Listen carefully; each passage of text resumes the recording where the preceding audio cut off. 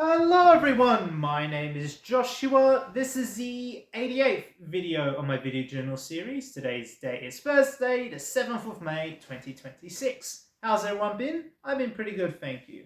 And something I wanted to discuss with you today is the middle seat. You know when you're on like um, like a plane, in the car, or on a train where there's like three seats in a row.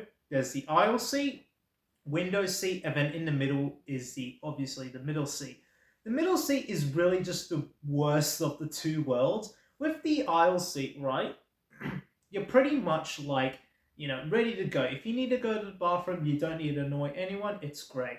When you're on the window seat, you get like the scenic views outside. Like, sure, you're two people away from getting to the bathroom, but all you have to do is just ask the guy in the middle or gal or whoever in the middle, hey, sorry, I need to go. And then that person in the middle will communicate to the aisle seat person, and realistically, even the window seat person only has to talk to one other person in order to go to the bathroom.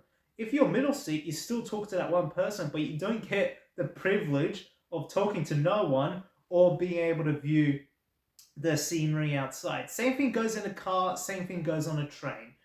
Being in the middle seat is just really, really unfortunate. And I've been in the middle seat for most of my life whenever I'm with my family in the car, whatever.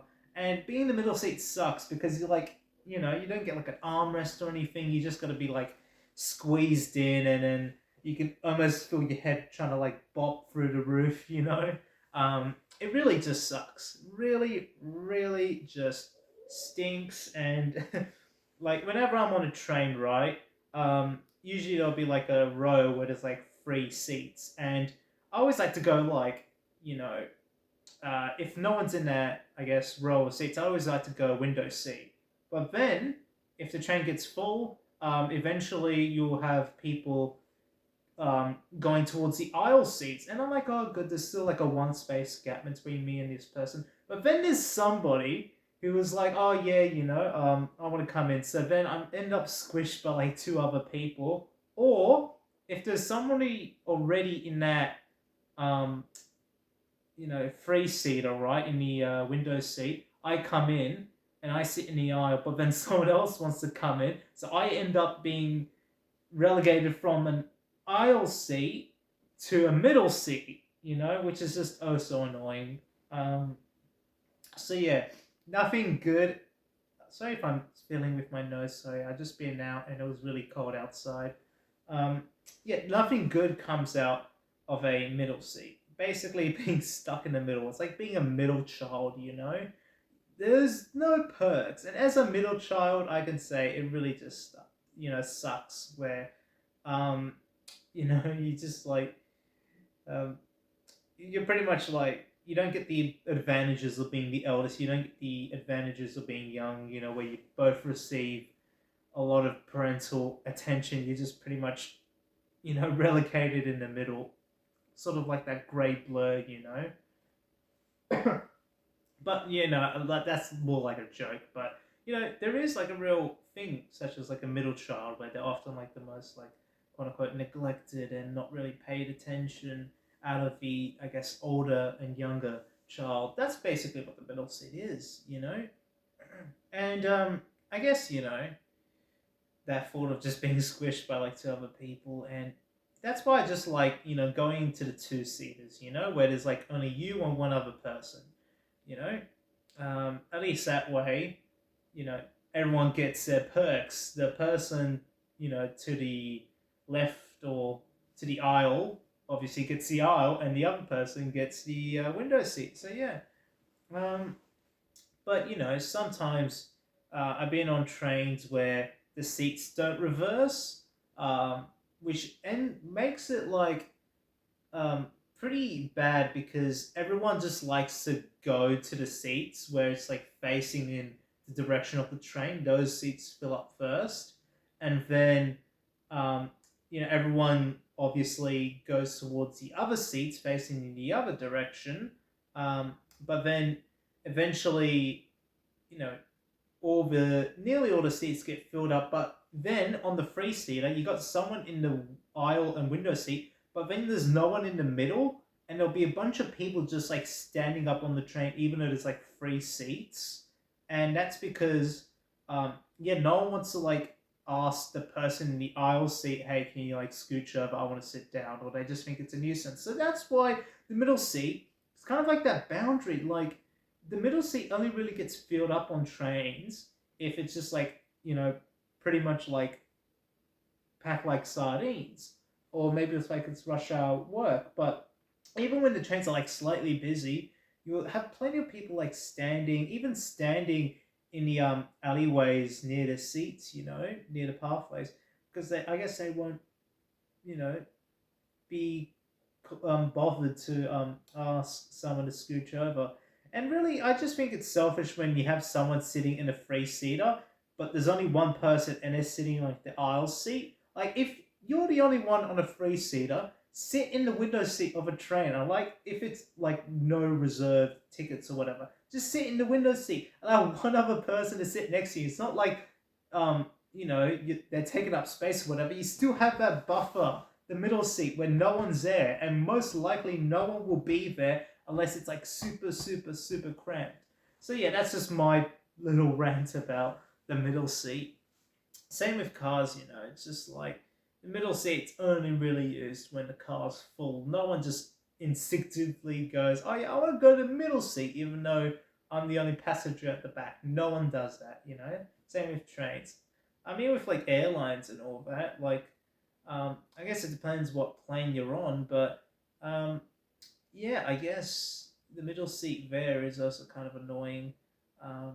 And most likely the plane you're on will be like nearly sold out or pretty much sold out. So um, at least you get to like reserve your seat beforehand.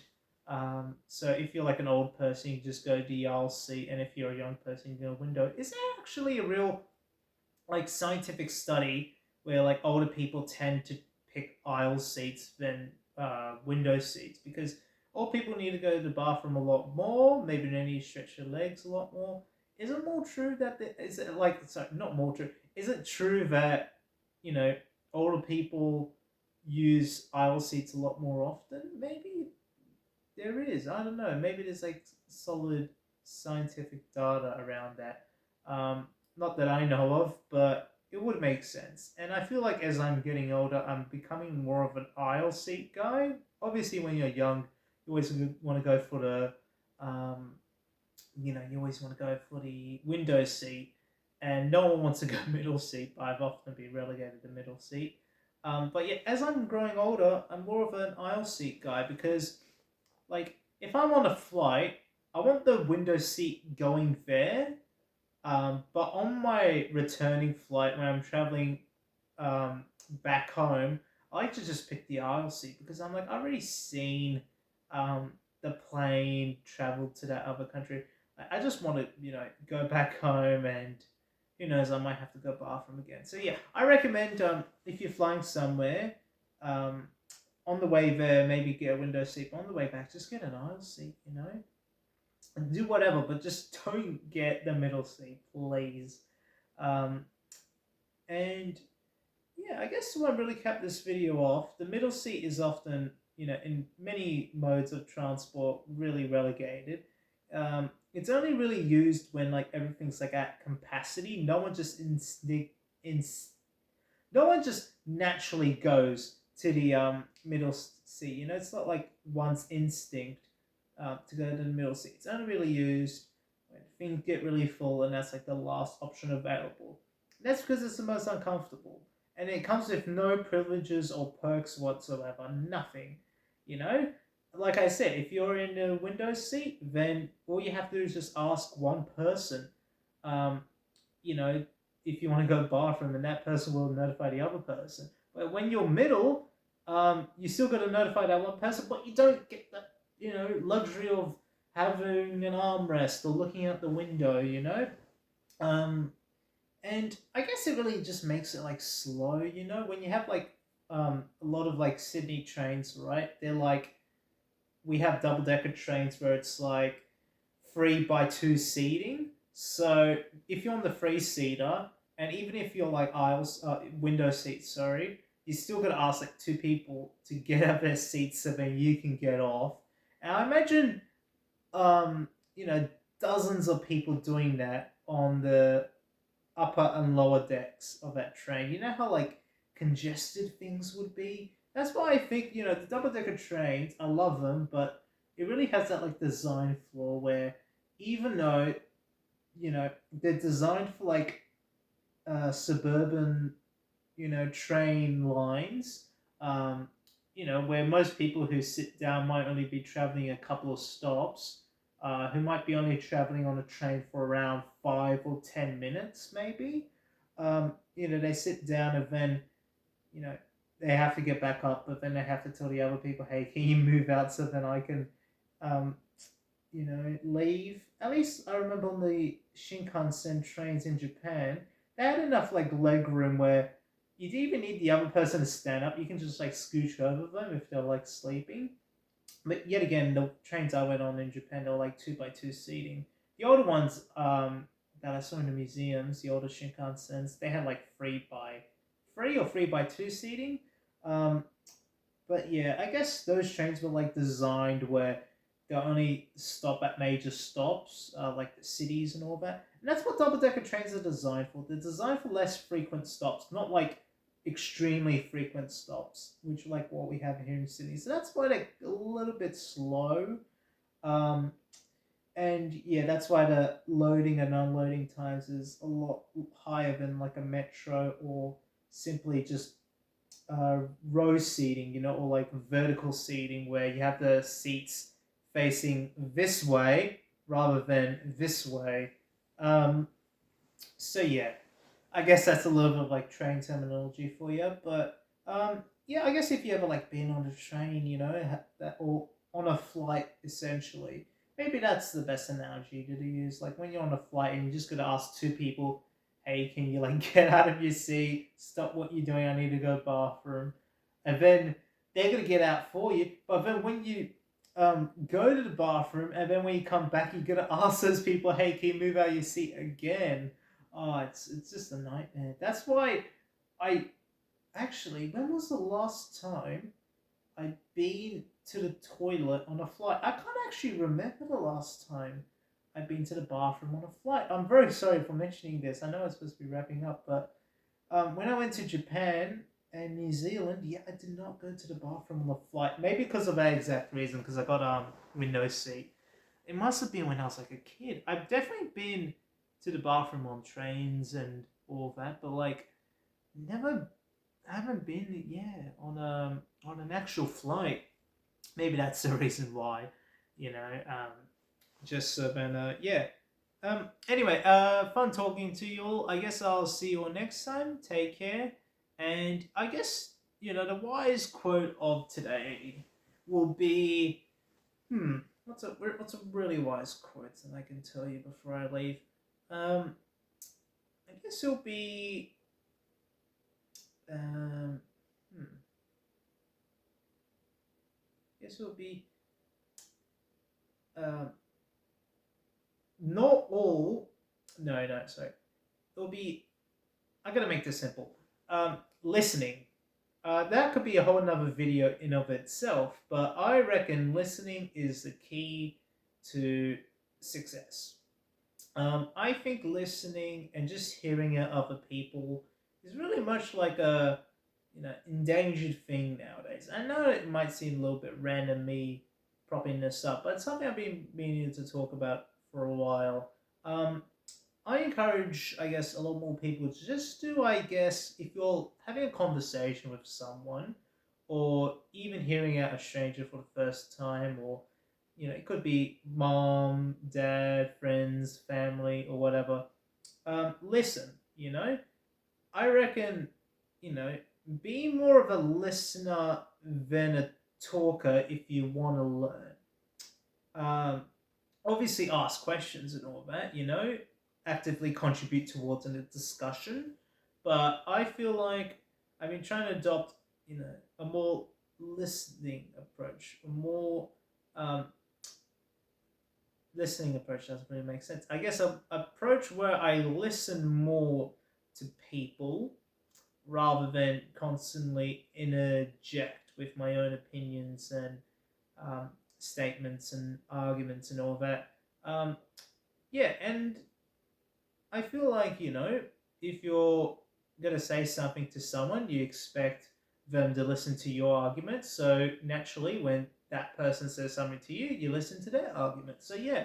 And by listening, I don't mean just, standing there going, yeah, yeah, yeah. But like hearing what they have to say, and then when you get your right to reply, you make direct reference to what they said and you reply to it. You know, and it doesn't have to be a lengthy reply. It could just be, just as simple as, yeah, I agree, but I want like clarification on this, or yeah, I agree, but mention your point. Um, yeah, I guess, even nowadays, on like social media and all that, it can be really hard to stay focused and listen properly. Um, Certainly has been for me, which is something I've been working on, but yeah, I guess it will always be to listen. Listen to the people around you, the news happening around you, because listening can do plenty for us. All right, I feel like if we listened a lot more to scientists and all that, we wouldn't be having all these environmental issues, or maybe environmental issues will be less less, I guess, severe than they are now. Um, if we listened um, to all those people who warned us of climate change decades and decades ago, and all these things happening around the world, um, so yeah, listen, but when you get your right to reply, you obviously make direct reference to what the other person said. And yeah, I think that's how we can build healthy conversation, because I feel like listening is a crucial part of the learning process. You can't learn without listening. And listening is just obviously a basic sign of respect. So yeah, listen, but listen to the right sources. Don't listen to people who are gonna um, say bad things and all that. Listen to people who speak the truth, and people who, I know that really sounds like right wing, speaks the truth, like smooth talk, none of it filter crap. Um, you know, but like listen to people who might be, you know, trying to warn us. So that just makes it worse. All right, listen to scientists about global warming. That's all I can say, really, without making it sound inherently political. But anyway, yeah, listening big is like Tony Abbott or Willie McMahon. But anyway, I guess I'll see you all later. Bye. See ya. Take care. See you tomorrow.